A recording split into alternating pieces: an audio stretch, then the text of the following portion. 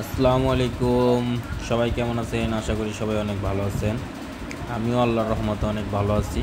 আজকে কুমিল্লা গরিপুর যাইতেছি, তো বাসা থেকে বের হলাম, কোনো বৃষ্টি নাই।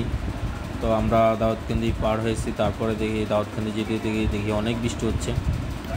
তো ভাবলাম আপনাদেরকে দেখাই, দেখেন কী পরিমাণ বৃষ্টি হচ্ছে। আর বৃষ্টি হলে এই দিকের ওয়েদারটা অনেক সুন্দর হয়, গাছগাছালি অনেক সুন্দর দেখা যাচ্ছে।